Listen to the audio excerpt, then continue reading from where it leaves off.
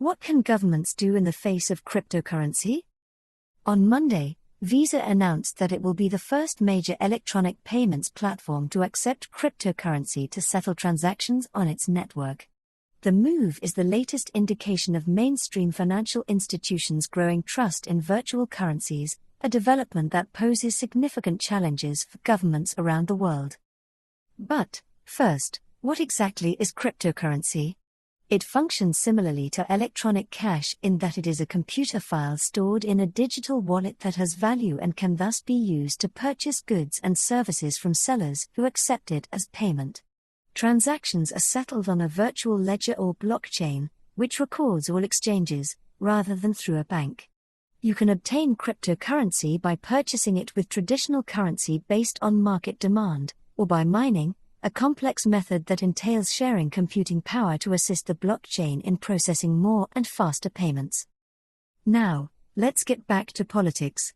Indeed, for one of the world's top 2 electronic payment systems to accept currency not issued by governments is a huge deal for governments, which have had a monopoly on printing money for most of history.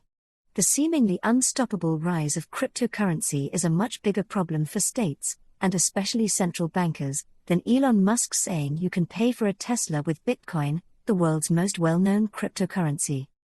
Most governments are concerned that widespread use of virtual currencies will undermine their ability to set the value of money.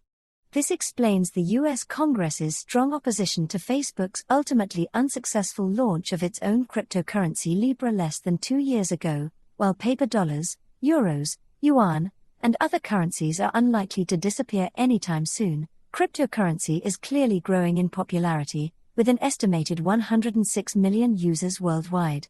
The question then is what governments can do about it. On the one hand, governments have legitimate reasons to prohibit or at least regulate cryptocurrencies. One is that the value of some cryptocurrencies has recently risen so rapidly that experts fear a bubble, which could cause small investors to lose a lot of money, as they did during the 2008 subprime mortgage crisis.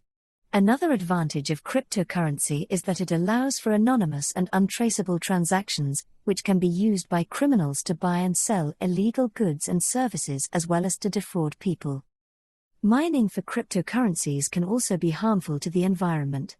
The activity is so energy-intensive, and now so widespread, that it now consumes approximately 121.36 terawatt-hours of energy per year, which is more than the entire country of Argentina.